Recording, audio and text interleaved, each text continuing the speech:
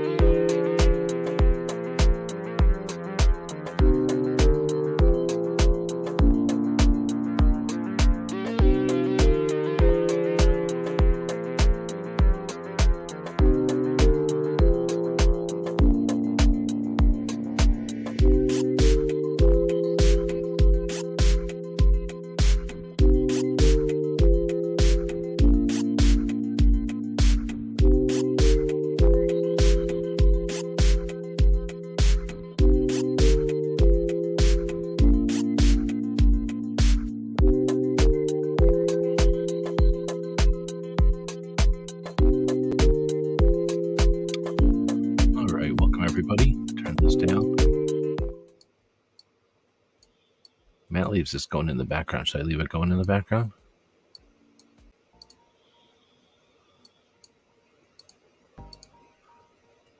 I think it's annoying having it in the background. I'll shut it off. So welcome and joining us for a morning. Well, I guess it's not a morning anymore. Depends on what time you wake up, I guess. But Mike White is out there. Good afternoon. Gunmetal Guy, welcome.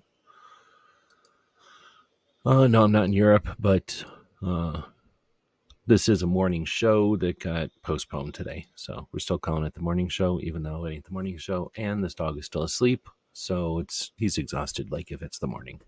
He's exhausted like if he just got up from a night of sleeping and he needed to desperately take his morning nap because he's exhausted from sleeping all night.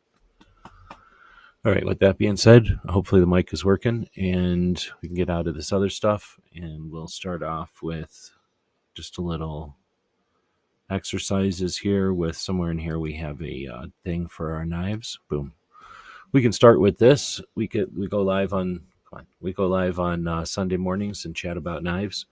Got a couple of new knives this week we can chat about, and whatever people want to bring. This is a live conversation, so let's chat about knives. This is the Amazon pile of videos. I think there's 66 of them. I'm going to slowly scroll through it, and I'm going to go grab my knives that I got this week.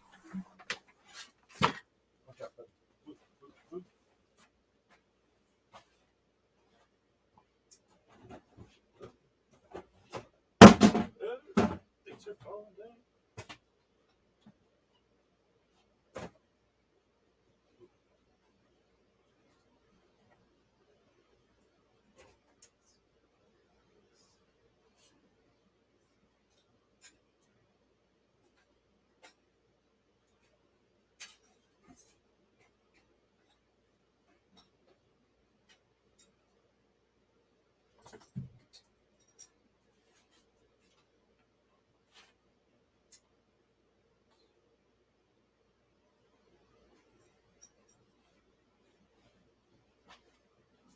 Move again.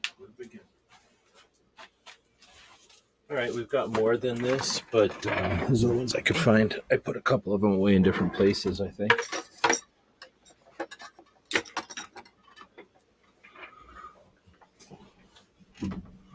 Is anybody else sending up their third quarter estimated taxes late?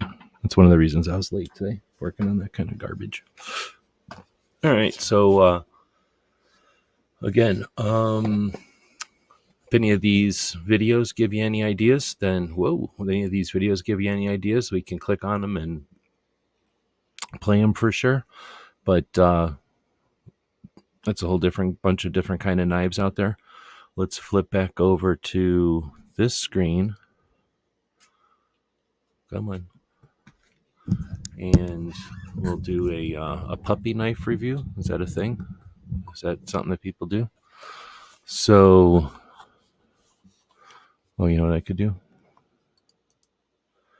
Wait, do I have a link to this page anywhere? View on YouTube. Grab this link here. Page anywhere? View on YouTube. Grab this link here. I guess we'll do a poll since I just opened it up. Start a poll. Favorite. Oh, no. Most useful.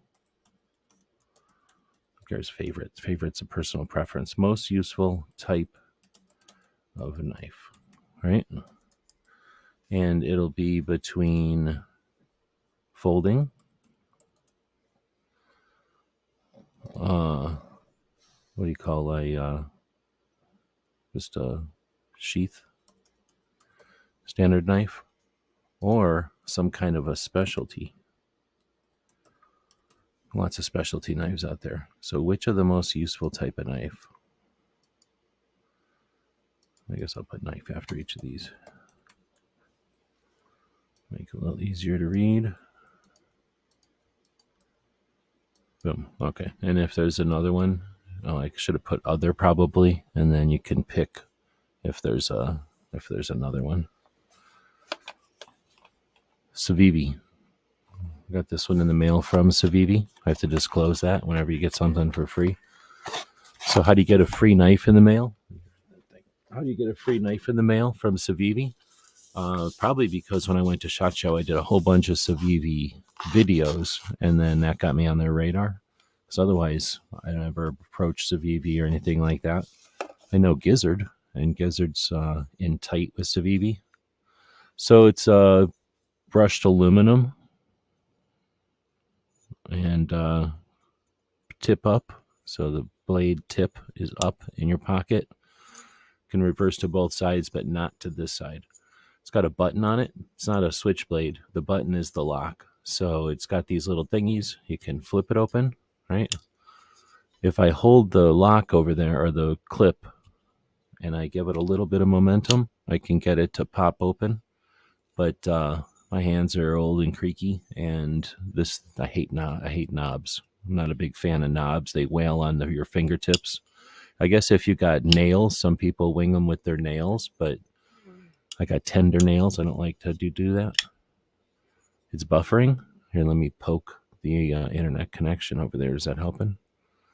If I clean out the internet connection with this knife. So what I do dig about this one is that you can close it like that. So boom, let's get it open. Boom, you open it, and now you want to close it. You don't have to put your fingers anywhere near the channel there, and it's closed. Put it away. I love that part about it. So open it, I can get used to, I guess. Closing it, I really like. Now you can also just gravity knife it. So sitting here minding its business, and you just push the button and just let gravity pull that blade out. And that's pretty cool too. So there's probably some cool way of, I don't want to keep doing this in front of the dog face. There's probably some cool way of doing this with gravity though. Let me do it with this hand, or I'm more used to it. It's like a fidget spinner. What I also kind of dig, Gizzard showed me this. He's all about looking at the butt of these things. There's a thing right here. That's where the lanyard goes on. It's just it's a curvy stud. It's like a mushroom stud in there. All the other ones are, maybe that's a better way to see it. Now you're never going to see it. These other studs are regular. That stud is a mushroom stud. So, this is Civivi, and it is pretty nice. I think it's like $60, something like that. So you do a bunch of knife reviews, then they send you an email at some point and go, hey, would you like to review more stuff? I'm like, heck yeah. And then I said, I'd like something blue because they have a lot of stuff that's red, and I don't want no red stuff. So I said, hey, send me something blue, and that's what they sent me. Got to disclose that when you get them for free. This is a ulu, an Alaskan ulu. Big fan of these. I sold one I got a while back, and or I gave it away. I can't remember, but I got rid of it and replaced it with this one. I might keep this one. I don't know. It's like a $69 one. Would you pay $69 for this? I can put the link out there if you want. We can watch the video for this one. Oh, wait a minute. Maybe we can't. Maybe let's explore how you edit Amazon videos. So we're going to go in here and click on this. We're going to edit. And now we're going to manage. And now I'm going to scroll through and add new videos to this playlist, essentially. They just call it something different, but really it's a playlist. But here's some of the knives we're going to be taking a look at today, some of the ones that I've gotten recently. Would you count a tree trimmer on the end of a stick a knife? It's a tool, but would you call it a knife? I just got 2 of these ulus lately. So what's people's opinions on the ulu? Oh, here I'm wiggling around the ulu and you can't even tell. What's your opinion on these ulus? These Alaskan curved knives.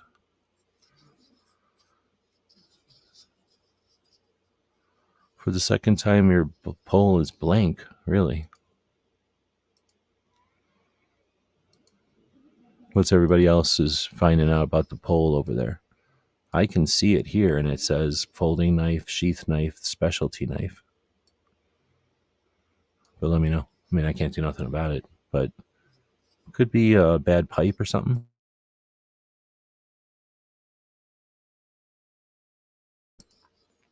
But no, I have no idea what that could be. So essentially, I'm scrolling through the videos have been posted on Amazon, and I'm tagging the ones that are knives for my knife playlist, and that's what we'll use to dig into some of these recent knives. I guess this is about all of them. Going way back here. Way back, and I'm not seeing any knives. Telescope. Did telescope video. Got a new 3D printer, but I still have to buy resin for it, so don't really have it. I have like most of a 3D printer. I just don't have the resin for it. So it's neat to get something new, but then there's all the stuff that goes along with the something new. All right, so I guess that's just not as much as we'll do. So then we'll say next. So now we've got 71 videos here in the knife thing. And now we can get back out to the main thing here and take a look at one of these ulu videos. Again, give us some feedback on the ulus. I guess it's this one. Is it just going to play? Yeah. The Alaskan ulu is an interesting and uniquely shaped knife. It's got a crescent-shaped blade with a single handle. You have a place usually to bring fingers in, so you get ultimate control over that knife.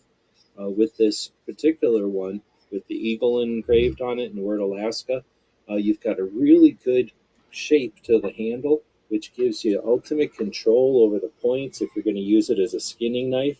The blade is on one side and flat on the other, so it's a great scraper. Of course, these work good in the kitchen as a chopper or a general utility knife. They're so easy to clean, they're fairly compact, and they're a unique gift for anyone that likes Alaska, for anyone that likes knives, or maybe someone who likes fishing, hunting, or working in the kitchen. The Alaskan ulu knife. Hope this helps. Well, there's an Amazon video for you. So let's see. I can get you the link here, I think. Boom. Feel free to click on that link. Buy one if you want. If you don't, I don't care. But pass it around. Share it with people. They love it. People love Amazon videos. Looking at Amazon videos of Alaskan knives. But eventually you can get it to copy over there. Boom. There we go. What do you think of this? Is this practical? You hold your ulu and 3 fingers like this, and then you put this thing like this. Is that practical or is that crazy? Huh? Just saying, it's a thing. It can be done. So that's the ulu. Big fan of this one. You can see I don't use it for nothing. I would use it for chopping a pizza, but it's not like I'm skinning bears with it. Next is, let's go to this thing. I don't know if this is a knife or not, but I'm calling it a knife. And it's interesting. It's got this plastic blade guard. You pull down a little bit. You just pull on it because it's not sharp on the backside. And that gets it going. It kind of gets it over all the locks. And then there's just a little bit of a taper here. And you can pull it off the rest of the way. And then essentially it's for making crinkly potato chips or something.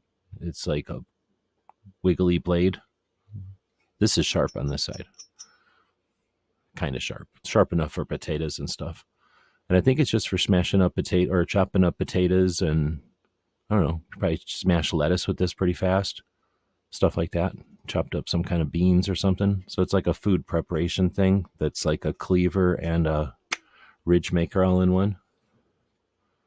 The Pampered Chef. I don't think I have a video. Well, maybe I do.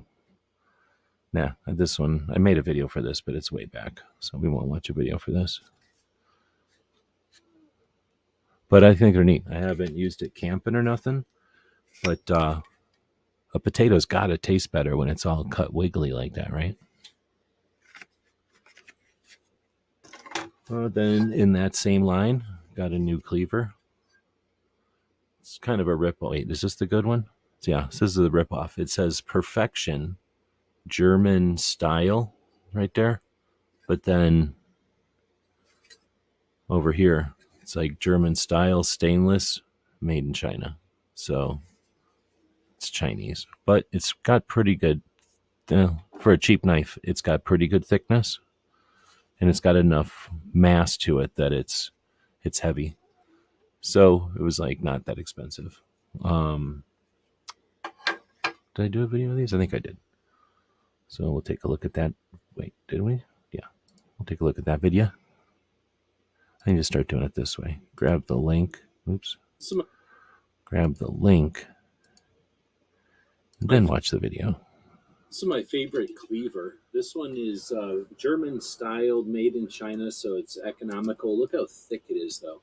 It's not so thick that it can't cut or you get fatigued using it, but it's thick enough to really be substantial and offer some weight.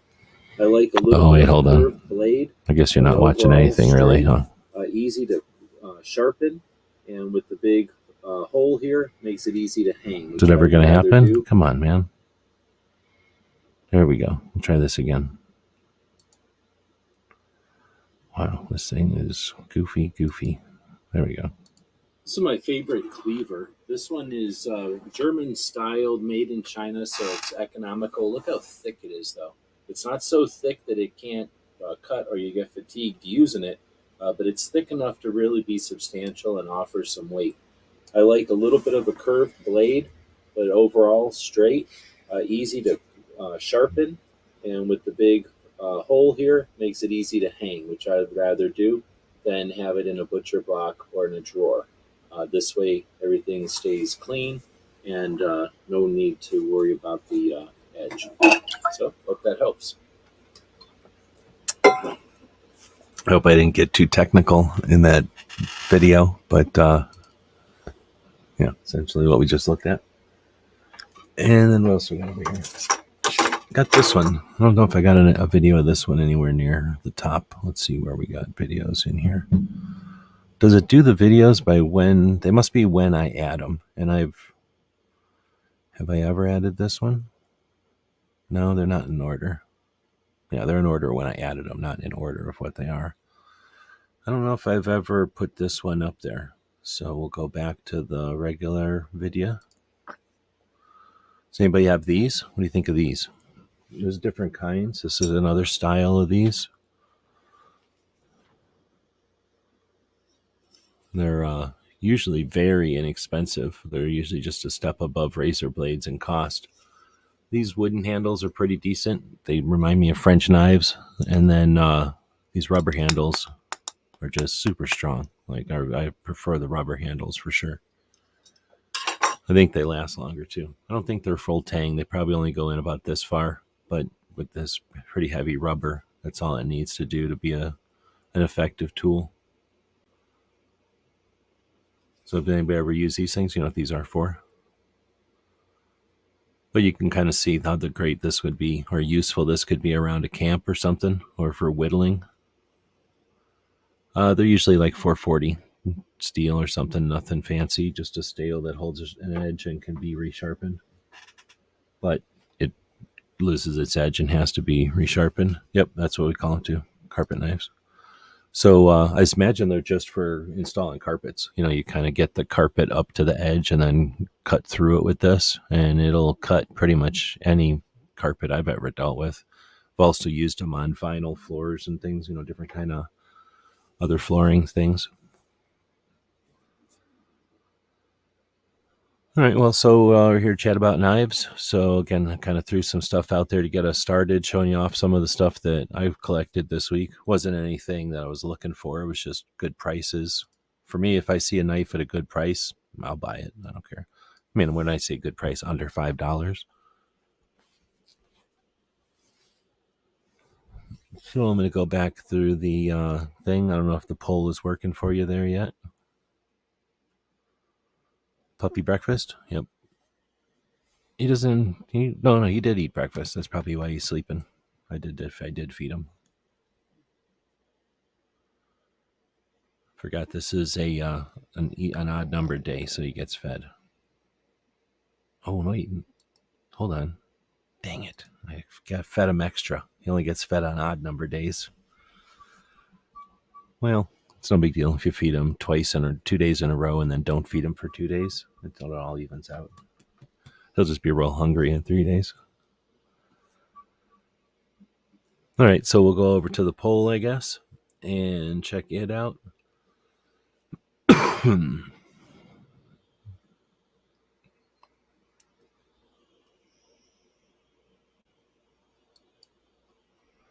So what's the most useful type of knife? We got folding knife, sheath knife, or specialty knife up there, and people are putting folding knife in there. So I'm guessing you're counting useful as being able to carry it around all the time. So what about something like this little guy? So this is the Mora Elders knife, but what we're looking at is the accessory kit. It comes with the lanyard and this secondary lock. Now it also comes with a fire steel that I've got in one of my bags. But I just thought of something. Can you jam that thing and flip it around and jam the handle back into the scabbard and get a longer handle on it? It's a ferro rod with a key fob, so it doesn't really attach. It's just like they just give it to you. If I don't hover over it, it goes dark. Sorry about that. What they do give you is this lanyard. So you know the Eldris is a very small neck knife. There's no belt clip or anything on the scabbard. It does connect. It does stay in the scabbard really well, but there's no belt clip. So what they do is they give you 2 holes here, and it's real easy to put the cord through. They give you this lanyard made out of 550, which is adjustable, or you can tie it to be adjustable. And then they give you this secondary lock, and it's made out of a durable polymer, and it's kind of built to be the dimension of the scabbard here, and there's some indentions in the scabbard, and when you pull it up, it kind of locks into place there. You can remove it fairly easily, but it does lock into place, and you don't have to worry about it falling off or anything. And then that way, when you put the knife back in and lock it in, you've got this secondary lock with a snap. You got to pay for that extra. If you're using this as a neck knife, or buy it as a kit to a pack or something, or having it inside of a bag, you don't have to worry about it falling out through just vibration or use. But it's a great accessory kit to make the Eldris knife even more useful. Hope this helps. That's full volume. Oh, I probably don't have this volume turned up. Yeah, that's what it is. So like that's not a full-size knife, but it is not a folding knife either. So I'm wondering if people would consider that as useful. Because for me, a folding knife, you got that liability of the hinge. The hinge is always going to be weak, and you got to fiddle with it. So sheath knife, you can just get to it, use it. I guess you got a little issue when you're putting it away, depending on it. But sheath knife can be anything from large to small too. We just looked at a pretty small one there. Trying to see if I've got anything in here that is, here. This I would say is probably, maybe I like the orange one better, but this, let's use, which Mora? Let's use this Mora as a indication of, I think, one of the most practical, most useful, I don't know, but most practical for sure. Taking a quick look at the Mora Companion. This one is a stainless steel in blue. So the Companion is the handle with kind of utility design and a very simple and effective scabbard of one piece plastic polymer. The Scandi grind on the blade, typical drop point blade style, and a stainless steel blade, very impervious to rust and holds an edge pretty decent. Great utility knives, great for putting in a vehicle for an emergency or just general use, utility, great for camp kitchen, great for fishing, great all-around knife. Hope this helped.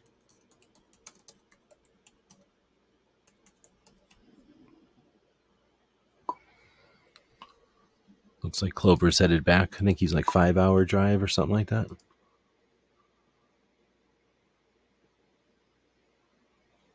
Oh, good. Got some good videos.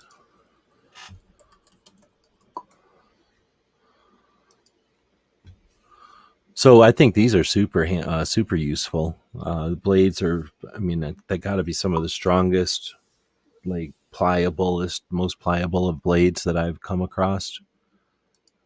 They kind of look like steak knives or something, but I mean, seriously, they're some of the strongest knives I've ever dealt with, and they're $15, $20. What do they cost now? This will tell us right here. $24. $24 for a fancy one, $21 for a less fancy one, and then you can get them, I think, well, you can get them used for way cheaper, but you can get them, I think, for like $15.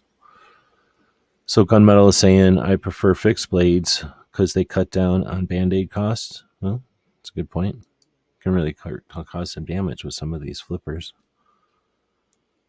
Now, something like this, I'm not as big a fan of. Taking a look at an outdoor edge, this is the Cody Skinner.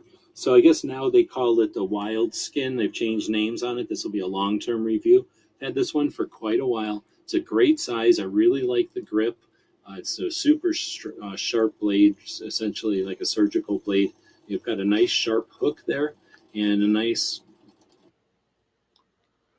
So it's, I guess, for, the specific use of skinning, maybe. I think that's built. I think that one honestly is built as a gift because I just don't see it. For me, it doesn't seem like the best gut knife, but everybody guts differently or skins differently, I guess. But it's an inexpensive knife, but the shape is so gaudy or like so difficult to deal with for pulling it out of a sheath. For example, you got that giant hook, so it wants to hook your sheath on the whole way out. So it's just not necessary. It's kind of tears up sheaths. It could tear up sheaths if you use it a lot. But I got to imagine just in use, it's going to end up, that hook's going to get in the way all the time.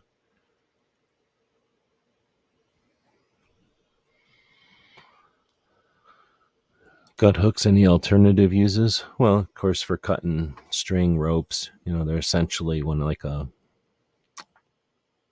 hook cutter, like a seatbelt cutter. They're good for that kind of thing.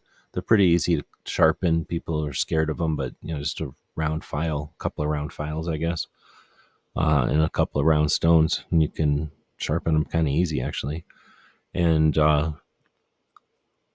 imagine if they're a little dangerous for trying to use them for first aid or something, but for projects and things, they're probably more useful than, it's worth having one around. Let's put it that way. It's a useful tool to have. I just don't know if it's worth having it on my knife all the time.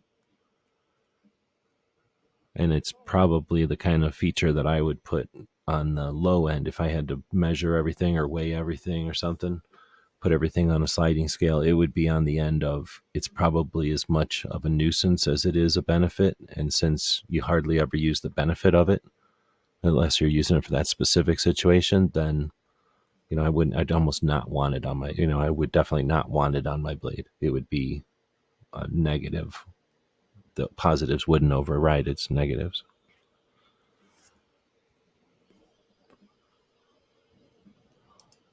Yeah. Well, like I say, I'm thinking like packaging. Like if you really had an inexpensive one, this one's pretty inexpensive. I think someone gave this to me a long time ago, or else I bought it because it looked cool a long time ago. I really don't remember. I've had it for a while, but it's $20, and that's the modern version of it. I'm pretty sure I got this one in a set. I can't remember. I either bought it for a friend or a friend bought it for me. I don't remember, but it was the kind of a hunting set, and since we all agreed it wasn't that great, it just kind of gets brought around as an extra in case somebody forgets something that we would regularly use. It's just a backup, I guess, and we kind of bounce it around. So because I was making videos, I have it, but yeah. Well, I was going to say, but if you had that one laying around, I could probably, if I was opening a lot of boxes, you could probably use that as a box cutter, although it would probably get all gummed up and I think I'd be sharpening it with something faster, or at least I'd have a round file out all the time to sharpen it really quick. Gunmetal is asking, I have one of the cheap monocle knives, the plastic sheath that's becoming loose. Oh, Mora knives. The plastic is becoming loose. Any luck heating it to fit better? Have you done that or know of it? Oh, interesting. That's interesting. I wonder if you could take something like a bunch of rubber bands and put them around there, and then put it in, put the knife in. I have an Nora out here, but think about a Mora knife. If you were to put the knife into the scabbard and then put a bunch of rubber bands around that scabbard, like a bunch of them, as tight as you can make them, a bunch of them, because rubber bands will start to smush the rubber bands inside and, create extra pressure. So a bunch of rubber bands, and then put it in hot water. I wonder if that would, give a nice squeeze to that sheath. It would have to be in the hot water for a while, and you might pull the knife out if you can. If the rubber bands don't squish it to the knife really hard, and you could pull the knife out, you might put the scabbard into hot water by itself for a little while first to get it pliable, then jam the knife in there. I don't know, but that's an interesting question. It is polymer, and polymer usually has some point where it'll melt, which means you can get it right up to that melting point and it'll become a little more, I don't know what to call that, able to be manipulated. And it's probably getting loose because it's lost plastic, right? But I wonder if that would work.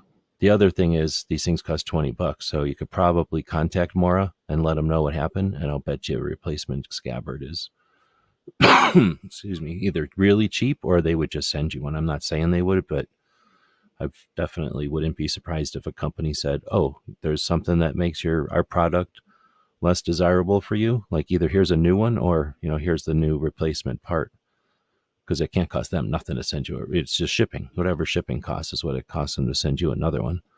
And unless they've changed it over time, the size of it or something, then I'm sure they want to make you happy. But that's a good, interesting question. I don't know, has anybody else ever dealt with that? I haven't come across too many people that are enough of a Mora fan to actually talk about them. I'm a fan, if I don't know enough about them, but I've owned many of them that have experienced the difference. I talked to them at SHOT Show, just sat there. They're Mora. They're, they and the happy and stuff. They're nice. Work for Mora. Could care less. They're just like, here, we're Mora. That's us. Like Victoria, they're not going anywhere. Everybody knows who they are. They're fine. So it looks like that's having issues. I don't blame the lady over here, who's the host of the show. It's his job to maintain the modem, and he's obviously just on the job. But who's in charge of them? I'm just saying. And so we'll get that back here in a minute. Of the lazy coast. What time does she go on? Am I quirky here? Let me get my timer.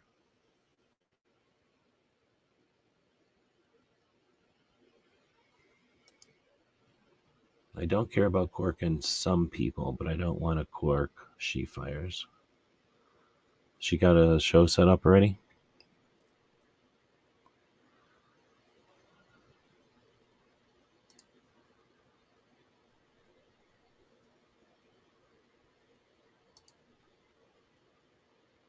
I figured with the time being goofy that I wasn't stepping on anybody right now, but I'm going to go check real quick.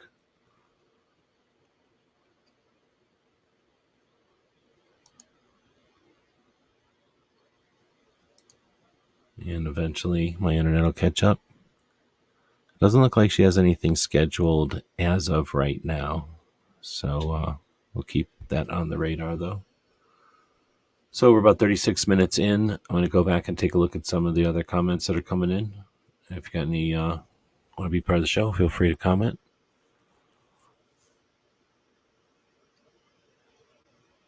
Who cares if it's practical, if it's awesome?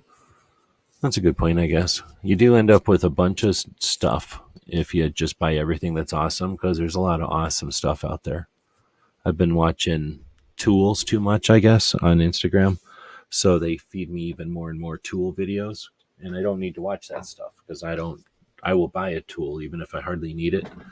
But they keep showing me interesting, like new fangled tools. And yeah, people are clever and they insist on inventing new things all the time. So you got to be careful. You can't just grab stuff because it works or it's clever.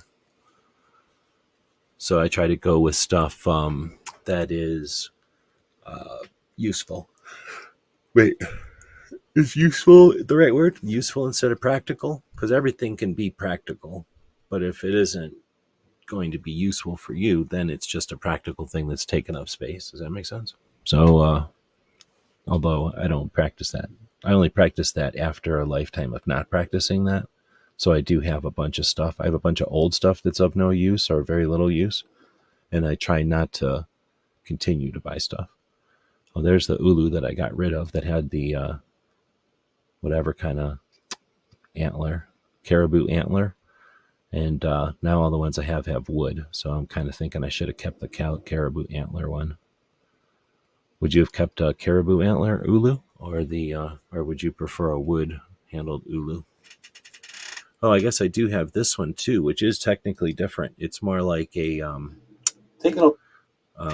single point of attachment. So it's more like it's definitely holding a different type of tool than the ones that have the hole in the handle. They both have the same shaped blade, but much more control when you have the larger handle with a hole in it. Mora sounds like big boy complacency. I don't think it's big boy. I think it's just that they're content. They're like Swedish or whatever, and they're not ego. It's not like, hey, we're Mora, leave us alone. They're like, hey, we're Mora, come on over and say hey. But they're not like doing anything other than they don't change hardly anything. You know what I mean? So I think it's just they're satisfied. Like they're there and they're happy and they fill that role, and nobody's really challenging them because nobody can make a more practical knife than they've made. I mean, somebody will eventually, I suppose. So I think they're not. I didn't mean to imply that he was being a dick. He just wasn't like all that. He just wasn't. He was just sitting there. It was just a little table. They had maybe something new, and I was like, "Oh, what's new?" I was like, "Oh, nothing. We're just Mora." I'm like, "Oh, okay." The stuff was new to me, but it wasn't new. The way we're roboting a bit. Yeah, I've seen my internet connection go back and forth. So, like I say, I don't want to apologize for it myself. I'll apologize for my co-host over here, who is in charge of the modem. And the modem's over there with all the controls. He's got a whole laptop. He could be fiddling with the internals of the modem and making sure it works. But he doesn't. He's over here sleeping. So what I got to deal with is I only am able to afford to pay my co-host in gizzard giblets. So this is the only co-host I could find that would work for gizzard giblets. And he just sleeps. I give him a bunch of gizzard giblets and then he falls asleep. Let's see. So any other, what were we chatting about? Useful knives today? Oh, speaking of gizzard, there's a gizzard right there. So I don't know if he got any stuff at the Wanamaker as far as knives. But he was at a big gun show. He usually goes there and looks at knives. So I also put in the poll out there. Where are we at? With the folding knife, sheath knife, specialty knife. And it looks like we still have 0 votes for specialty knife. So what would you call a specialty knife, I guess? I call this hunting Skinner thing a specialty knife because of the weird blade. Where'd it go? What happened? I thought we just had it here on the left. But I would consider that one a specialty knife. I'd consider a bayonet potentially a specialty knife, right? Because it's not really a knife anyway. This one is a specialty knife. I don't know. What do you think of this one? Oh, here. It's a cool knife. I guess. Let me put the link up before I play it so that it's more useful for everybody.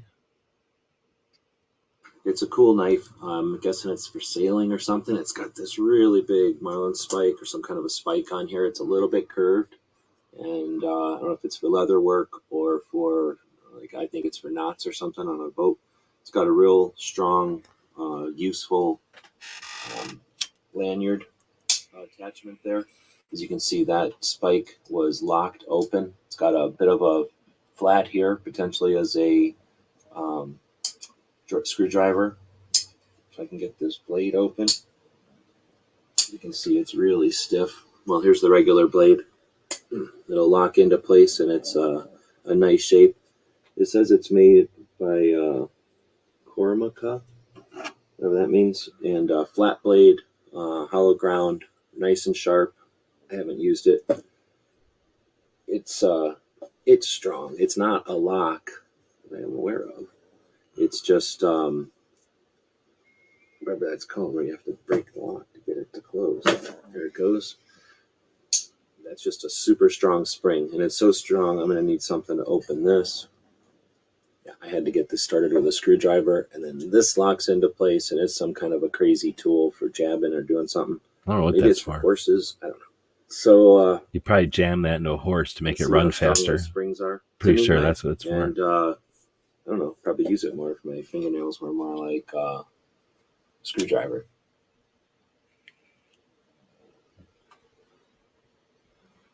So I really like this thing. I've almost sold it a few times, but I keep it because of that spike. And I'm pretty sure I found out. Oh wait, does it tell us right here? It's a Italian knife or something. It's an Italian boat knife.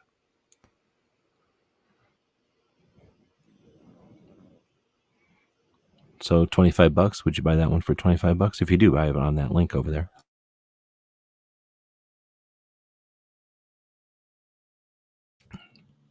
Yeah. So if you buy it off that link over there. This is like a modern version. I guess the one I have is a little older. I probably got mine from Sportsman's. But I think it's the style of an Italian boat knife. So maybe like their military knife or something. But it's super strong and, well, what you'd expect to, be a useful tool on a boat. Well, look, you can poke that spike into that thing. I didn't know that was out. So you could do that. It is strong enough. Oh, look, on the video.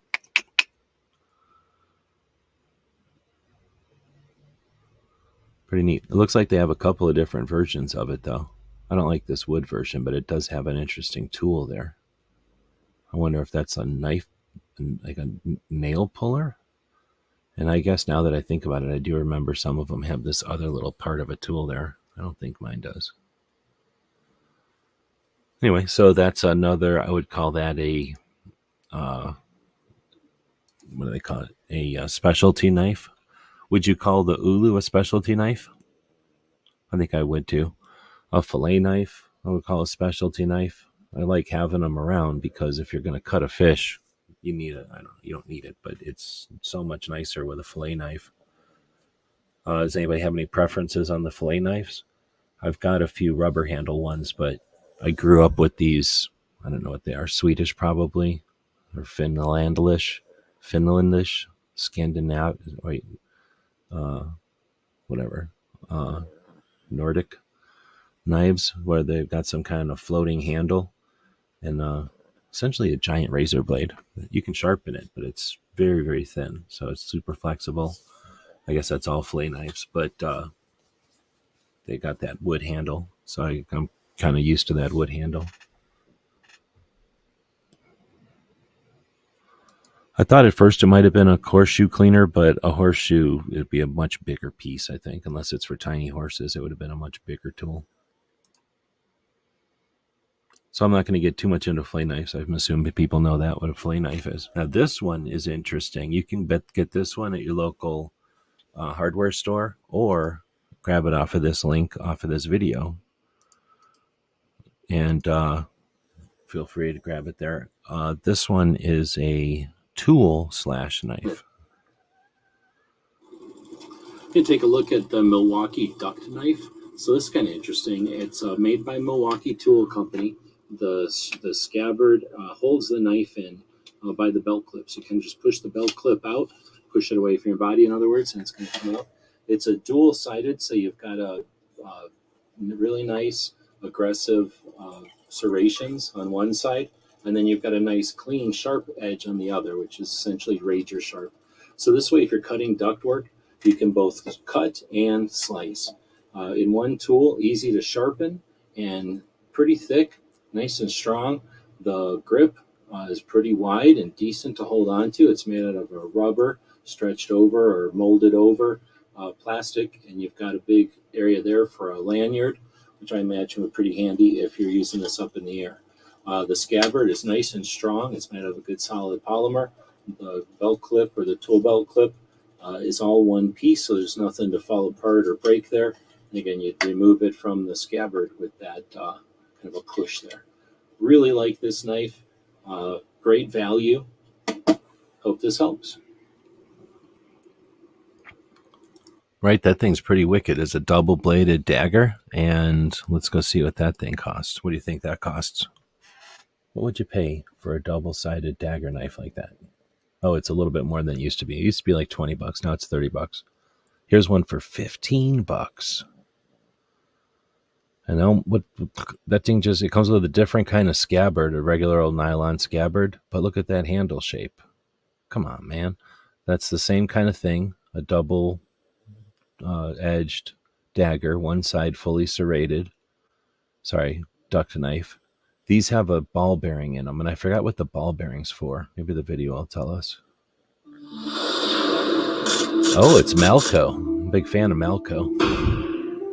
A versatile DK6S duct knife is also available and is designed for cutting both ductboard and flexible fiberglass wool duct. Oh, that's what the serration is for. Included with purchase. A double-edged blade with serrations on one edge aids cutting. A cushioned handle provides a comfortable, sure grip. For all your duct fabrication needs. There you go. That's everything you need to know. Professional results you want. Faster, easier, with the professional tools you need. Tools of the trade.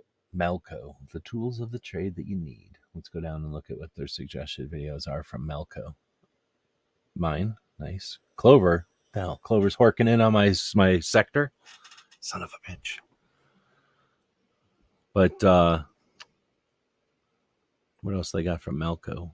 Do they have a Malco section? Because I've done some Malco videos.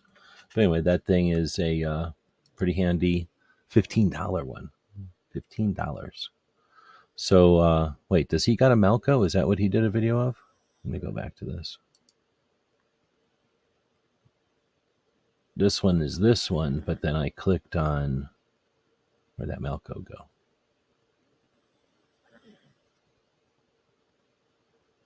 Come on, man. There was like that $15 Malco, right?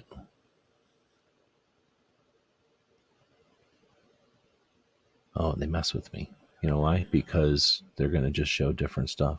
Here's a Klein one for 16. I like Malco better than Klein, and I don't know, there's no lanyard hole in this one. I feel like this is the one Clover probably did.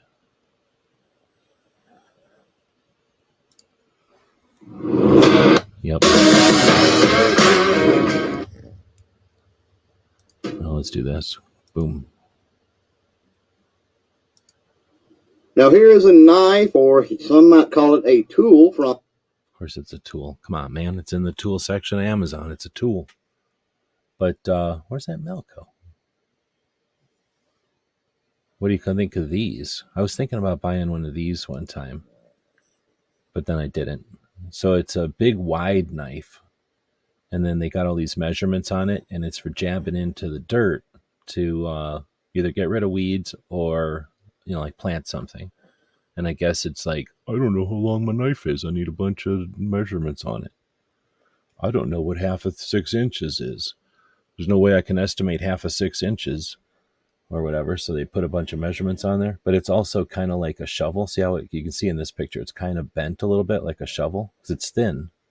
It's not a very thick knife, but it is more substance than just a saw blade. But I never bought it. $15. Nah, I didn't buy it.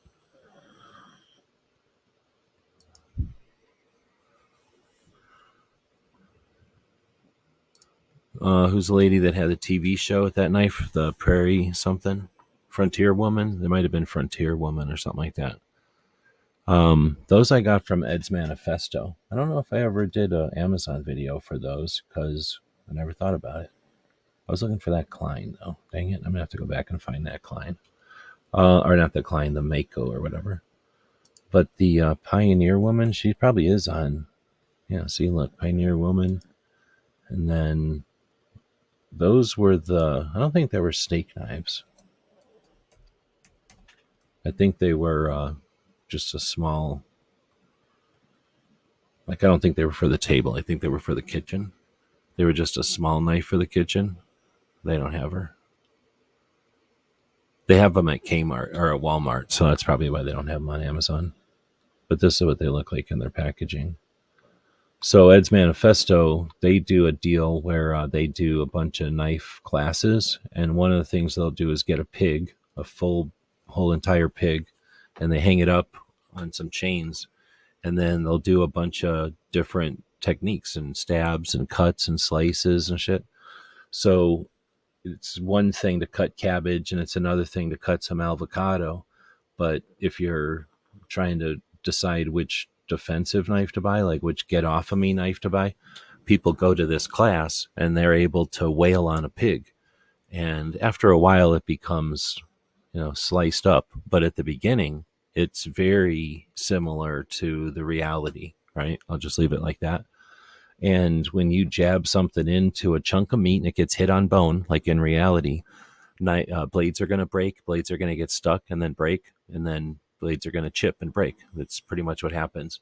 And one of the reasons I follow Ed's Manifesto's Instagram is because they'll show the results, you know, a big pile of 30 students who brought a couple of knives each. Maybe it's 15 students who brought a couple of knives each. So there's this pile of 30 knives laying there, and pretty much all of them are broken because people figured out what what their tool could deal with, what their tool could handle, and what the blade shape and what the blade material, right? All those different factors come into play when you're really stabbing a piece of meat that's heavy and not just sitting there on a cutting board, you know, doing what you want. So during all those testings over the years, one of the knives that's performed, I don't want to say flawlessly because everything gets broken, but one of the things that's done the best out of all the things they've but tested, is the Pioneer Woman knives.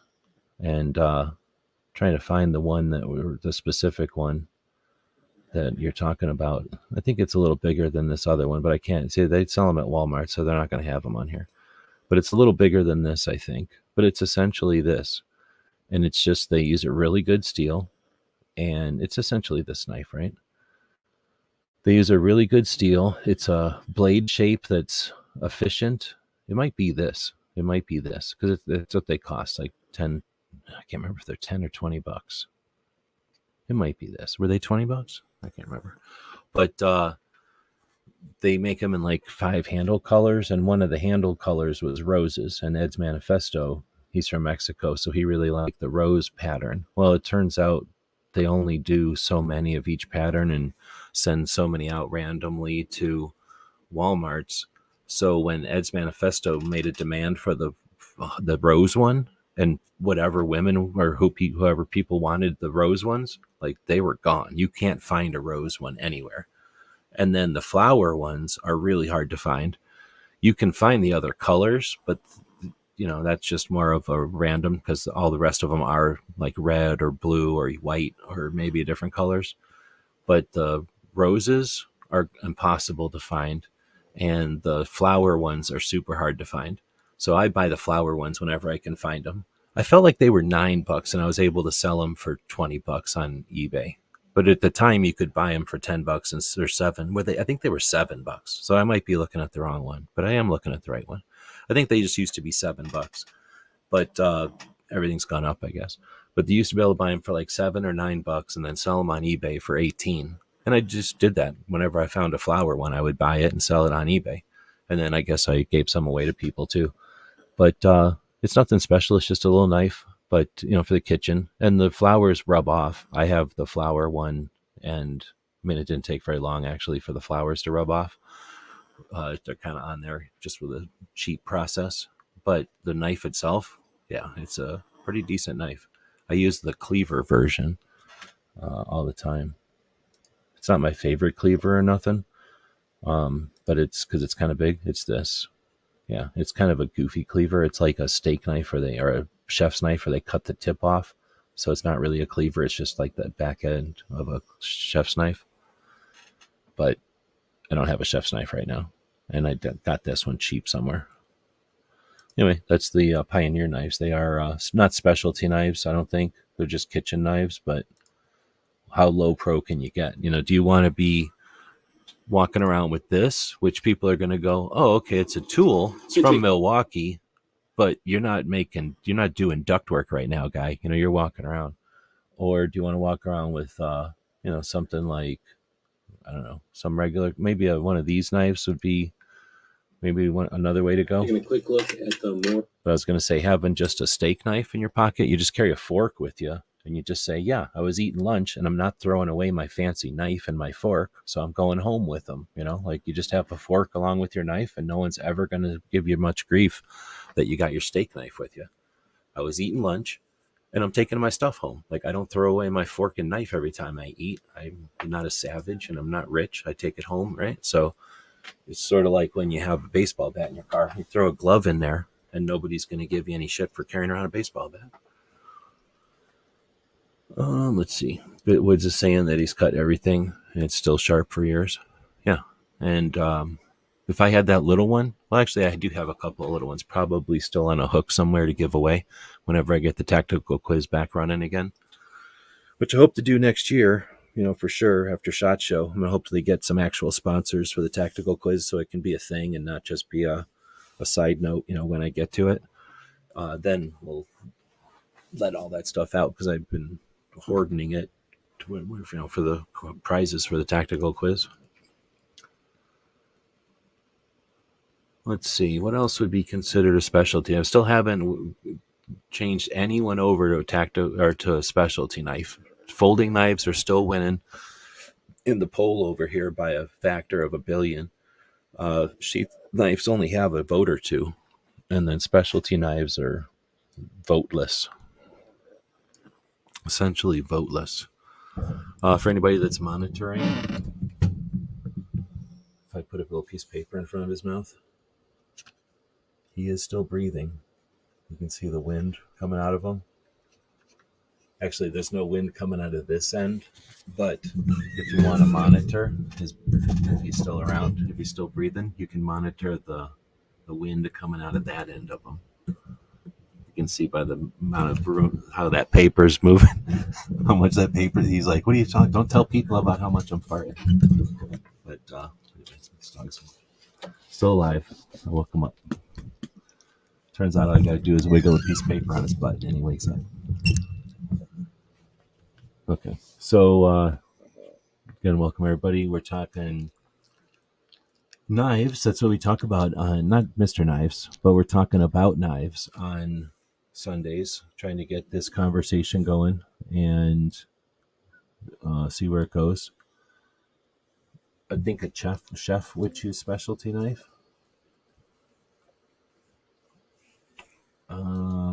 Right. So, would you call a Swiss Army knife a specialty knife? I would just call that a folding knife. I think.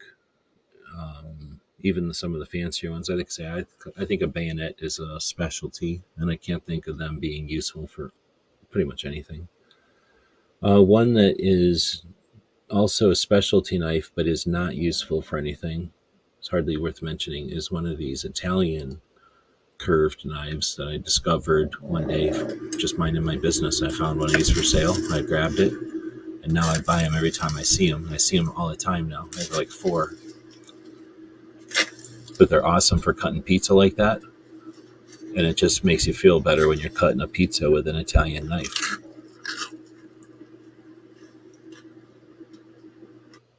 Well, that's one of them ASMR videos. I should type on there ASMR. I wonder if how many videos. And feel free to click on any of these links and give me a thumbs up. If you use Amazon, you don't have to buy nothing, but if you give me a thumbs up, I appreciate it. It helps the logarithms. You know how it is. Let's see. So what else would be a specialty knife? I'm not selling anybody on the specialty knives, I guess. Here's one that's interesting. It's not a specialty knife or nothing, but if you haven't seen one of these before. Oh, wait, I'm supposed to give you the link ahead of time so you can see what I'm talking about. Is this working if I give you the link like this all the time? Feel free to zap these over to your, what are they called? Twitter, your X, your Facebook. All that helps out. Much appreciated. In case somebody buys something, it helps. This one is from CRKT, and I'm guessing there's a name on it here somewhere. The Nerk, Klecker Nerk, whatever. So it's an interesting knife. I saw this one at I forget what it was. We went to a big box store. We were looking at knives. It was Christmas time, and we were in the mood to be spending money, I suppose. And this thing just looked so clever. I think that was the first time I really checked it out. I think I had seen it, but once I checked it out, I was really impressed. It's one piece of metal, kind of cut, folded, and that shape creates both the grip and the lock. So it's a back lock, which is kind of handy. And then you've got the pivot there. You've got the clip, which is incorporated into the pivot. And then you've got the blade. So it's just a few pieces of metal, and it comes together to be a really neat knife. I haven't used it much. Honestly, it's not the most comfortable knife, as you can imagine, but it is cool. So I think this one, being as lightweight as it is and as solid as it is, I mean, it's not a inexpensive, cheaply made knife. It's solid and strong. I think this would be a great one for stowing in a pack or something. For me, it's tipped down, which I can't stand, so I'll never carry it. And it's a little big, but depending on your preferences, this might be the knife for you. Or if you just like the idea of such a crazy, interesting design, then consider grabbing that one. And it's like 5 pieces. I don't know if I said that in the video, but there's the blade, there's the 2 pieces of the rivet, there's the entire back end, and then there's the clip, and then there's the screw that holds the clip on, I think, right? So there's like 6 pieces. This one is from 6 pieces. CRKT. And there might be a washer in there. But and I also didn't mention that the blade is the weight of the entire rest of the thing. So when you do push down on the lock, the blade just flips back and forth. You could probably use that thing if you played with it and owned it for a while, or owned it and played with it for a while. You could probably figure out how to open it pretty quick. $67. That's the new one, is $67 because they've kept developing it. But the other thing I didn't mention is the reason I even own it is because I was fiddling with it at the store and cut myself with it. So I felt bad. I didn't want to have to make them put away a knife with my blood all over it. Plus, I didn't want some robots to grab my DNA from that way. So I just bought it. But so I bought full price at a stupid retail store just because I cut myself with it. So don't cut yourself with knives. It costs money. I guess you don't have to buy it. But Anyway, and I can't remember if I gave that thing away or if I sold it or what happened to it, but it's not really a specialty knife, I guess. Just an interesting, I think, an example of why knives are so interesting, right? Let's see. Gizzard is saying, I call it cricket, but CRKT makes some neat knives. They certainly do. I don't know if let's see, check out what's happening with She Fires. Does anybody know if she's doing a show today? She's not in Wanamaker, is she? Is she one of the Wanamaker crew? But let's head over to, well, eventually I'll find the link. There we go. The link over to our channel. This is our YouTube channel. Eventually, when the slow internet gets there. That's how slow my internet is. Everybody thinks their internet's slow. Is your internet this slow?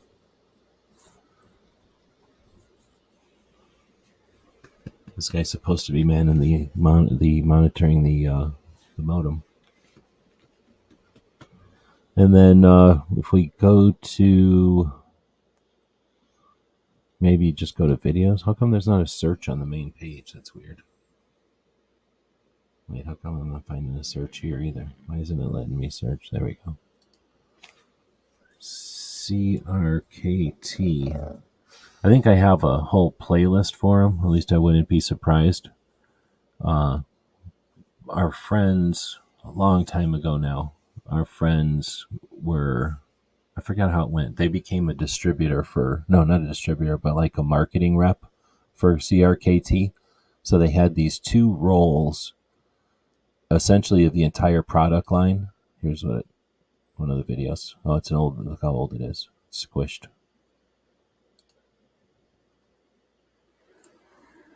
You can kind of tell. Selection of the tactical knives from Columbia River Knives. So they had these rolls that had clear pockets, and then there was a little, like the manual for each one, and then the knife in each of those little pockets, so that the person could go to somebody's store and say, "Hey, what do you want to sell? Here's our product line." And it was probably 4 of those rolls or 5, I don't remember. It was a bunch. So we just stuck an M16 onto like a full auto M16 on there and did a bunch of these M16 knives videos. But they had these knives because they became a sales rep for CRKT. And then they were just like, here, you can have them. So we had them for like 4 days. I mean, we didn't get to keep them, but we had the entire product line of CRKT for like 4 days. And, you know, we just made a shit ton of videos. So for a minute there, I was totally immersed in CRKT. Look, back in the day, we could put barcodes on videos and nobody cared. Look at that. I showed that barcode like 3 times. That's like nails on a chalkboard nowadays to some of us. So I'm a big fan of CRKT. They also have some. They're a collab. They're not one designer with one factory. They are a representative of a bunch of makers, I think is the way to say it. There's probably a way to say that. So they have a lot of variety. Like they're across the board, and some of the weirdest new stuff is from CRKT. And they are not afraid of bringing new stuff to the market. They're not afraid to fail because they win so often. But there's some people that hate them. Some people do not like stuff that isn't established or kind of more tight, I guess. Although some of the CRKT sales is super tight. Let's see. Have we covered Mora? Yeah, we kind of mentioned it a bit. I think Mora is a great example in the pole of a fixed blade. At least when I think of fixed blade. Where'd the pole go? Did I get rid of the pole again? I think that when I think of a fixed blade, I think of a Mora as being like middle of the road. There's some that are smaller. There's a bunch that are bigger. But, the Mora is sort of the gold standard. So we'll jump in and look at the poll again. Mute myself here. It's a good way to test the audio. Appreciate the people that give me audio checks. My mic is glitchy, and I never know if my mic goes out. So we'll jump in. Yeah, okay. So it also flips over to the green color, and when it's on the blue color, it sounds good. When it's on this green color, it doesn't sound as good, right? It sounds better. So flip it back to the blue color. Where'd the pole go? Now we're missing the pole. So what happened there? Did I put the pole on the wrong channel? Oh, I'm looking at the wrong channel. That's why. See, this is what it's like when you got too many channels. So let's get rid of this. Go over to here. Click on this. Has anybody got any info on She Fires? Yes to She Fires show. Yes, she's at the gun show. I guess DJ's saying that yes, She Fires is at the Wanamaker gun show. Let's see. Moras are fun. I have a couple, says Gizzard. Wood said, I've given Moras for Christmas gifts. I think they would make a great gift. Honestly, I think a Mora is, man, I'm going to say perfect gift for everybody, but it's certainly a good gift. What did I just copy? Nothing. So, oh, okay. She hasn't posted it. I don't know what time it is. See, I live in a world where we don't fiddle with our clocks every once in a while, like y'all. So y'all live in this world where you're never satisfied with whatever time it is, and you always got to be trying to change nature. Oh, I'll tell nature what time it is, and you wiggle your clocks all the time. We don't do that here. We're more natural. We experience the rotation of the sun around the earth as it's meant to be. But so when y'all do your crazy adjustments in the middle of the night in secret, we don't know about it. So now I'm the victim here, and I'm having to figure out when y'all's times are anymore. I have no idea what time anything is. So at some time in the future, which will be to be determined, She Fires will have a show. You literally can't have too many knives. I agree with you, but then one day I grabbed out all my knives to do a video, and I was like, oh man, I have too many knives, I think. I finally found the poll. Nothing's changing on the poll. How do I get to my playlist, maybe? First off, am I looking at the right channel? Yeah, 22,000 subs. This is the big gear channel. We have like 6 gear channels, so this is the big one. And these are my playlists. I'm going to try to find my... Look, you can sleep through the whole show, but shut up while you're sleeping. You may not be able to tell, but he's snoring. Somewhere in here is my knife playlist. And then somewhere I pulled out all my knives and stuck them on a table. And I was like, what I'll do is make a bunch of knife videos. I'm going to stick them all out on this table. And it took a while. And I was like, wow, I have way too many knives. So if you think about it, if you put a table in the middle of your house and then you went around and, wherever you keep your knives, you put all those knives on the table. And then you go to your first aid kit, throw those knives on the table. You go to your camping gear, throw that knives on the table. Maybe you got something in the car, throw those knives on the table. I don't know, whatever else, think about all the different places you might have knives in the boat, out in the shed with the tools. You start throwing all these knives on the table, multi-tools, tools that have blades on them like that duck knife. It turns out you got a lot of knives. So then I was like, dang, I got too many knives. So I can understand having too many because most of the time I'm not thinking about that.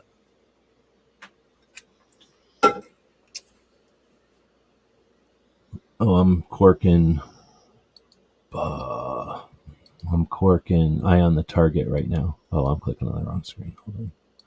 I'm corking Eye on the Target right now. Thanks for that. Letting us know. So now, why are you guys saying it's 4 p.m. Central? You're saying right now it's 4 p.m. Central. But we don't know what time She Fires is live because I don't have any kind of indication from her channel when... Nope. We do have an indication. She's talking about shooting 9mm today, and it'll be on in 55 minutes. That's Italian for minutes. Miniezza. There. And then we'll take this. The topic today is shooting 9mm.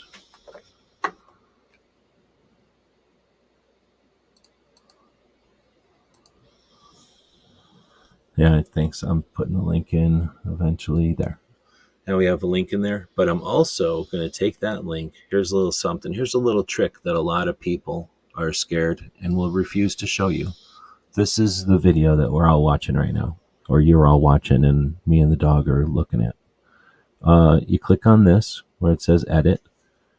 I've essentially turned the video inside out while you're all watching it. I know it feels weird. Think of it as being inside of a bubble, but the bubble is a mirror. And now everything you see in the sky is really a mirror of what's happening inside of yourselves. It's weird, but you get used to it. Now you get to customization and then go down to redirect. Pretty simple, right? Super easy. Thanks, YouTube, for making this so simple. Click in the URL. Oh, man. She Fires is doing the same thing that Brooke used to do. Refusing redirect privileges. So what I'm going to try to do is highlight that. Boom. And then zap it over to her. So then she can figure out, oh man, I do more. So she can figure out how to fix this. Because otherwise people can't. All right, I'm not going to be able to do this way. I got to do it this way. I don't think there's a negative to it, but there must be some negative because YouTube doesn't have it on as a default. So maybe it lets a-holes link to you or something. But I guess that would be bad. I mean, the algorithm would probably dig it, but it would probably be annoying. So what am I going to link to? We're going to see what else is coming up, I guess. But that's how you would link to someone who's about to do that. Okay, you figured it out? The mouse party already happened. I can only do it to things that have not yet happened. So that means I just got to do it to my own show because I don't want to waste a whole show. I'll just do it to our weekly thing that's coming up next week. But you can do that to your own shows. You can do that to shows while they're in progress. But you can do it to shows that you're about to schedule, or was that what I guess what I was going to say?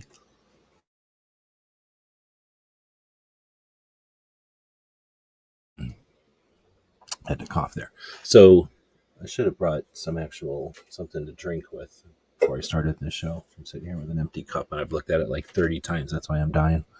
So anyway, people can do this if you want. And normally I try to do it for people that ain't my own show. Anyway, let's get out of here. It's actually a pain to get out of here also. You have to go back to details. And then you can click on this and it's going to open a new tab. And then I got to close the one we were just in. And you got to click save a bunch of times. Otherwise the save doesn't happen. All right. So that was a little side YouTube stuff. I almost always do that live just so that people can make more use of their own live streams. Your live stream exists, but your live stream can also help somebody else. Your live stream can attach to somebody else and you're part of a bigger thing. So, feel free to do that. I guess this is what happens when you let a screen look at itself, looking at itself, looking at itself, looking at itself, looking at itself, looking at itself, looking at itself, looking at itself. And what's neat is because of my internet is slow, the screens are kind of incrementally showing you how fast they're loading. See how the instant message is going to pop up here, and the next iteration it'll be on 3 screens, but there's still those 3 or 4 screens of iterations that hadn't even loaded yet. So that's kind of neat. This is essentially chaos theory. At a certain number of times it'll have a pattern of something else, but let's not spend the rest of time watching that happen. All right, so Roy is asking what system with a member chat, right? That's what the green thing means. So thank you for that. Gives me a chance to say thanks to our Patreons, the people who subscribe to our channel, people that help our project stay online. by subscribing each month. Most of the time, people buy us a cup of coffee each month, like $5 a month. Some people buy us lunch, like $25 a month through Patreon. And that accumulates. We got about 100 people over there, so that adds up. It pays for the 3 servers that we have all the websites running off of. We do that for a couple of reasons. We have different software, nothing expensive, but a bunch of different things that support the different websites doing different things, and no ads. So the Patreons make that all possible. Our websites do all kinds of interesting things. We have a newsletter. We've got presence on all the different platforms, and we do some things like the calendars and some other projects that are designed to help inform and help normalize guns and encourage people to become activists. So thanks to Roy, who's a channel member here on YouTube, which is essentially the same thing. We have channel memberships. I don't remember even what we set up over there, but same kind of thing. You can buy us a cup of coffee each month. You can throw us a pack of bubble gum for like $1 or whatever. You can buy us a cup of coffee, or buy us lunch. However, keep in mind, YouTube takes 30% or something, or more even. So the best bang for your buck, if you want to support something that you value out there as a capitalist, you want to redistribute some of your financial resources to the things that you value, then that's just a direct PayPal. That's like 3%. Patreon is like 5%. It's the PayPal cut plus like 2% for Patreon or something, or 3%. It's pretty low. Then on the other end of the spectrum, the least effective way is to send it through YouTube. Whenever you send something through YouTube, YouTube takes like 30 to 40% of the chunk. And they provide the service that we're all using. So, it's appreciated, I'm sure, by them, but they're also a multi-giant company. So anyway, all of support is appreciated, and giving us the question in a super chat like that is a way for me to take a minute to mention that. Again, we don't have ads all over. I'm not trying to make you buy any of these knives. Now, if you buy any of these knives on our Amazon link, I get like a cut. I forget what it is, 2%, let's say, 3%, 4% if I'm lucky. But much appreciated. But I could care less if you buy them. Like there's a ton of people already doing that on Amazon. I could care less if you're doing it. But so I'm not here to sell you these things, and I don't have to do that anywhere because of those Patreons. So I really do appreciate the people that do that. So with that said, answer the question, what system do you like for knife sharpening, freehand or some kind of a guided thing? I'm old, so freehand. I've used guided things, and I'm not above using a thing where you slide a knife blade through 2 ceramic rods that are at, some fixed angle because they're in a plastic thing, or, some kind of a machine that you got, or some kind of a quick sharpener. But I don't only sharpen with those. I'll use those if like I'm in the middle of butchering or something and you need to get a quick sharp again, or if you're just cutting vegetables or something and the tomatoes aren't cutting fast, sharp enough. I'm not going to take out everything and resharpen a knife, but I'll sharpen it up on those ceramic rods. But essentially, I like the flat diamond sharpeners of different sizes, and then different, what would that be, grit. And I guess I don't remember if you're supposed to use water or not. I end up using water. It's usually not harmful to use water. But back in the day, I started with stones and oil until the 90s, maybe, in late 90s. Maybe I got my first diamond stones. And then, well, there's the other thing that a lot of people just keep buying knives so they don't have to sharpen their shit, or they take their knives to a gun show and have them sharpened. So they just never get into it. But I would say for a while there, I probably did something in between there. Like I would just buy new knives because I could and I liked them. And because of that, I never had to sharpen them because I would just end up buying a new knife before I ever needed to sharpen one. And when you got that many knives, you hardly ever go back and use one that's dull. Not because it's dull, but because you've just got other knife options. So you never even realize how many of your knives are dull. And I could care less if they're dull. I don't go back and sharpen them just to have them ready or anything. So I think for a long time there, I just didn't sharpen just because I didn't have to. And I just didn't, it's not like a hobby or anything. But if I need to, if something's dull, I'll just get out a stone and sharpen it. I don't care. Like I've had some kind of a thing. I think I had a Lansky somebody gave me, and I hated it. And I tried to use it a few times, but it's like, I don't know. It's like if you know how to use a drill and some son of a bitch came up as you're drilling and tried to grab your hands and show you how to drill. Like, that ain't happening. I do not want somebody showing me how to do something I already know how to do. You're about to tie your own shoes and somebody comes up and grabs your hands and gives you one of those Dirty Dancing. Wait, is that the right movie? The like Dirty Dancing, or no, Ghost. Gives you the Ghost reach around. Not that Ghost, a different Ghost. The Ghost movie reach around. The other Ghost reach around is totally something different. But if you know what I'm talking about, you're trying to sharpen, and then this little machine's trying to give you the Ghost reach around. Try to hold your hands where you're supposed to be. I don't like it. And then I guess I've seen too many contraptions. I don't even know what all everybody might have in mind when you think of a knife sharpener. Do I have a knife sharpener playlist? I'd kind of be surprised if I don't. Because look at how many. These are all playlists. These aren't videos. These are playlists of videos. And most of these playlists have like 20, well, not most. A chunk of these have 20 to 60 videos in them. But I don't know if I ever did do one specifically for sharpeners.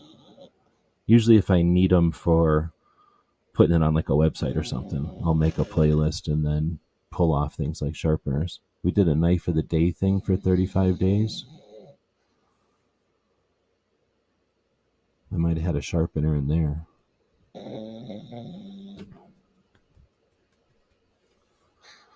But I think Lansky one time sent us everything they had. So I've got a lot of experience with Lansky, and their stuff was fine. I do not like the steel sharpeners. Those are too abrasive for me. My knives are too important to me to pull across steel. But I'll use ceramic, and I'll use diamond rods, because those are more about how you're pushing on it and less about the metal scraping against metal. I'll use I do own the metal, the steel sharpeners, but I use those on my axes and shovels. Like, those are to get a good quick cut or sharp back on an axe. And then I'll still use ceramic on an axe. Most of my axes I try to keep sharp. But a shovel, I could care less about a shovel. I'll just take one of those steel sharpeners and rub that across the end of a steel shovel once in a while, just a regular shovel, just so that it's cutting through roots easier. We have a lot of rocks out here, as you can imagine, so the shovels get dull really quick. But I never try to use them on blades if I can help it. Maybe a machete. We use machetes a lot for cactuses and giant weeds and junk. So depending, if you're cutting through some cactus, it's like cutting through a bunch of cucumbers. Like, most cactuses don't have nothing in them, so it's like cutting through a bunch of cucumbers with a bunch of spikes on them. But every once in a while, there's some cactuses. Some of the most heinous cactus actually has bones inside, wood inside of it, and it's like chopstick wood. It's not big, but it's alive still. So it takes a couple of good whacks with a machete to get through it, and it'll dull a machete at some point. I don't like the idea of sharp knives or reach rounds. Or are you saying together?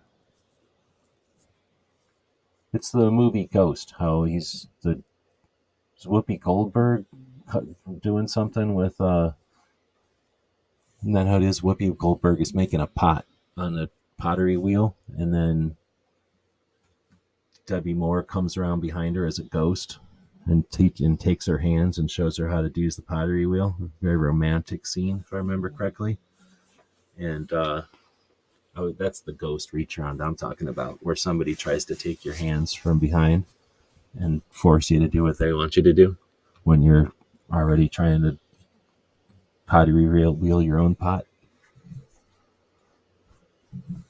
All right, I couldn't find a sharpening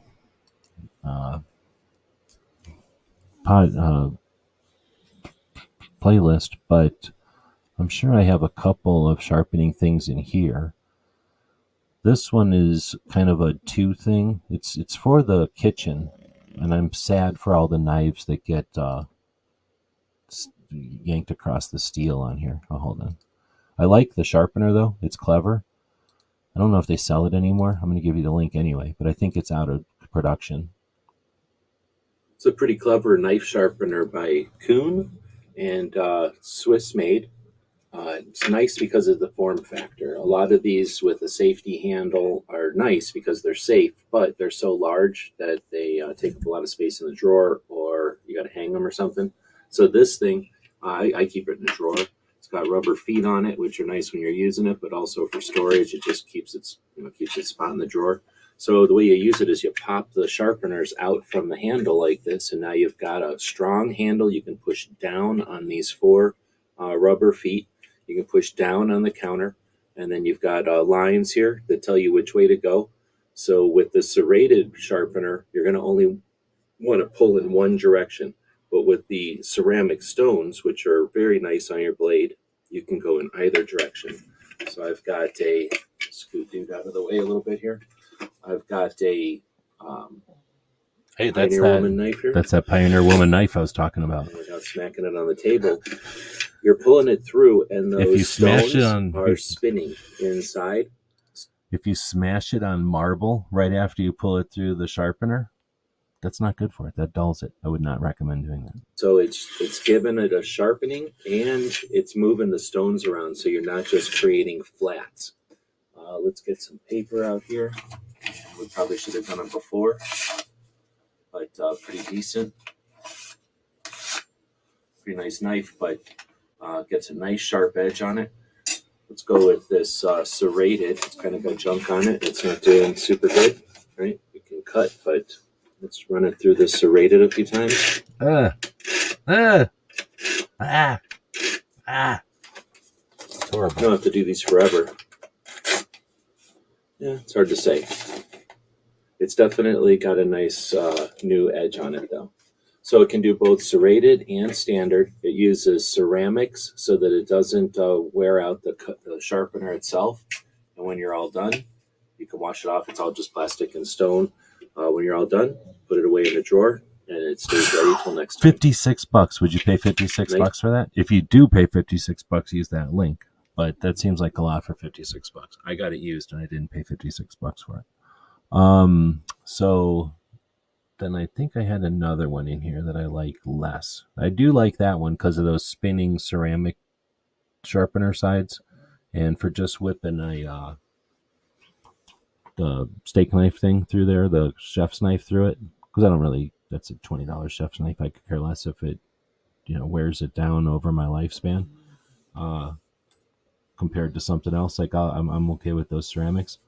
The other one though, I don't like those the steel side. Don't like that at all. So this thing's interesting. First off, it looks like two AK bayonets, so I bought it. But it's two ceramic stones stuck to two like plasticky wing leg things, arms, which are in springs on cams. So it's like a whole bunch going on here. And they're super popular, I think. So here, grab a link to that.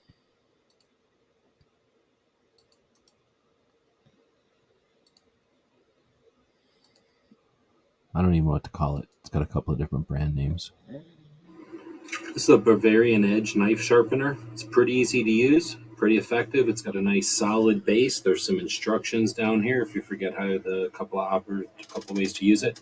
I like to hold on to the base, and there's plenty of room so that you're not worried about cutting anything. I've got a little chopping cleaver here, and essentially you just push some down pressure and pull backwards. Down pressure and pull backwards, and there's some spring tension on the sharpening areas here, and the arms here give the correct angle, and as you pull the blade through, it creates a sharper and sharper edge, cleans the edge if there's been some distress or some damage to it, and it gets it nice in that final sharp, or keeps it that final sharp if you're doing some extensive cutting and you just want to keep a sharp edge on it. Hope this helps. Hopefully that angle helps you see what that thing is all about. So, yeah, I don't know. It's too big. Oh, shit. What did it cost? It's too big, though. I don't like. I guess if I had like a giant kitchen, I might have that thing out. Knife. And it's kind of cheapy. It's like plastic. So, I mean, it's only $20, so it's not that big a deal. But it's kind of cheap to have laying out all the time, I think. So I'd probably put it away. Or if I had like a station for butchering or for filleting fish or something, I could see leaving that thing out. The other factor is it looks like I haven't had it very long and I don't use it very much at all. But I imagine if you did use it a lot, especially if you're like filleting fish and you got fish scales and junk all over it, the thing's going to be gross to clean, pain in the ass to clean, essentially. So you need some kind of a brush or something to clean it if it's got all gross. And half the time, a knife sharpener is going to get all gross. I mean, depending on what you're doing with that knife. Even just cutting bags and plastic, you're going to get tape residue while on it, and shoving that through a knife sharpener, that could be another issue. Yeah, I have another knife sharpener. I guess I haven't put it into this playlist, but it's I only got it because I'm going to use it for shovels. Like it's a bigger version of little ones I've had. I've had some Benchmade sharpeners. What is going on? It sounds like there's a third dog shaking his collar in here, and there's only 2 dogs, and they're both asleep. So I've had some sharpeners that they were super portable, really small, and while they're useful, they're not efficient for around the kitchen or around the house. They're just too small. So sometimes having something that is a little bit larger, just a little easier to sit down and go, okay, I'm going to sharpen knives, and I'm going to be listening to Gizzards' show on a Friday night. I'm just going to gather all the knives that are dull and sharpen while I listen to the show or something like that. All right, well, we don't have any other questions coming in. We got more people watching than ever before, but nobody's saying anything, and it's creepy just saying stuff. I'd rather have an interactive show. So let me know. I'll probably have some host some guests. I got the hiccups. Host some guests here in one of these shows. First, I got to figure out an established time, and then maybe come up with some specific topics. But I thought about like camping, maybe travel. I'd be down for like a like a bug out situation. And what are you going to take on a bug out situation? Something like a K-bar, which is super useful, right? Big and efficient, but it also looks scary to people. Or something, I don't know, what's on the other end of a spectrum here. Something like this little Smith & Wesson, which doesn't seem like it'd be scary, but it could be scary to somebody who just thinks a serrated edge and an aluminum handle is scary. So I don't really have one in here, but like something like a buck, are you going to carry something like that? Or is it going to be something like a box cutter, that's razor blades that you can get almost anywhere. It's kind of the idea of you're going to bring a big fancy AR-15 that's all decked out, or you're going to bring that little 22 or 12 gauge, unobtrusive little measly hunting gun that is going to be easy to feed and, whatever. So if you bring a box cutter along, there's a lot of razor blades out there. And even if you run out of yours, how hard is it to acquire some more razor blades? And now you've got a pretty handy thing. And even if you don't have fresh razor blades, you just keep your razor blades. And until they actually break, they're still good steel. You still got sharp, a sharp knife compared to a lot of knives. But anyway, and then no one's really scared of a box cutter and no one's taking it from you. And then on the other hand, something like that Pioneer Woman, just like a steak knife, again, have that with a fork. You have something like this Mora with a fork. Are people really going to be scared of that, or do they think it's just a fancy steak knife? You don't think it's your fishing knife that you eat with? Or take something like a fancy emergency knife, and then what's the odds that the first or second, how many checkpoints do you go through before somebody decides not so much that you can't have it, but they want it, and you just don't have it anymore? So again, something that's boring, nobody wants, versus something that's super appealing, and everybody's like, wow, that knife is super cool. At some point in a bad situation, somebody's like, oh, wow, that's super cool. Now it's mine. And then you got to fight over it. So didn't want to leave it on that kind of note, but we'll have some other topics going forward. Some controversial, some fun. I guess we should probably do Knives of Black Friday. What am I saying? We should probably do Knives of Black Friday, the perfect knife gifts. I believe that Gizzard has a Civivi link. If he's still out there, he could drop a link to his Civivi deal, where if you're going to buy a Civivi knife, they're decent. They're not bad knives at all. You could grab it through his deal. It doesn't cost you any more. I don't think it costs you any less necessarily, unless he's got a coupon code or something. But you definitely help out his projects. Gizzard goes live every Friday. He's always posting stuff. He just got back from covering one of the shows, Big Gun Show. But we'll do some kind of a Black Friday show next, and gift knives that people wouldn't buy themselves, knives that people wouldn't mind having a couple of, knives that are in your budget, knives that show them that you love them or you love her. All you gotta do is get a knife in pink, and now a girl likes it. So we'll go over all of those kind of important topics in future shows here. Also, what is the best knife for a little dog? What knives are best for tiny animals? And maybe monkeys with knives. We can't guarantee everything, but Woods is out there advocating for his buck again. Oh no, amazing. Woods likes a buck 110. What do you know? So is that the FUD knife of knives? Is that the FUD of knife people?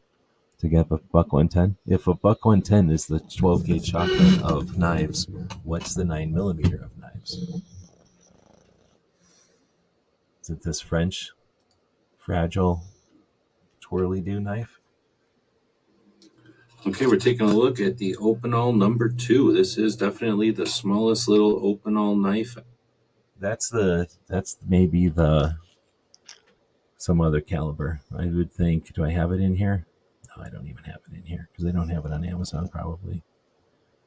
The tiny little SOG though, that's probably the 9mm of knives.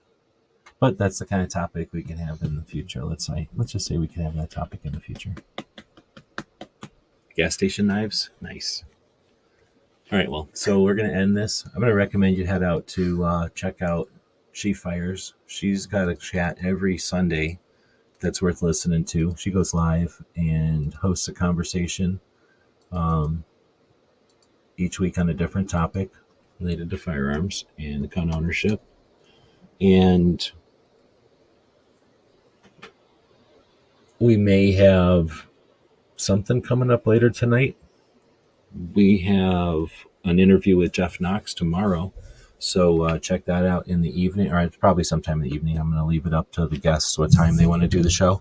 But we've got Jeff coming up next week, and then Alex Uli coming up the week after. And thanks for joining us. I'll throw a commercial up here for our Gear website store. Keep your eye over there. We're actually going to be putting some of my knives up there on the garage sale portion of the store once it's kind of developed. It's not there yet. It's kind of there, but it'll be more and more developed here as we go on. Thanks again for watching. Talk to you there. GearWebsites.com is your source for firearms-based playing cards and books. We also have mugs, shirts, and posters with designs that we've made live. Of course, we have patches. Every Friday is Free Patch Friday. We appreciate your support. Thank you for shopping at GearWebsites.com.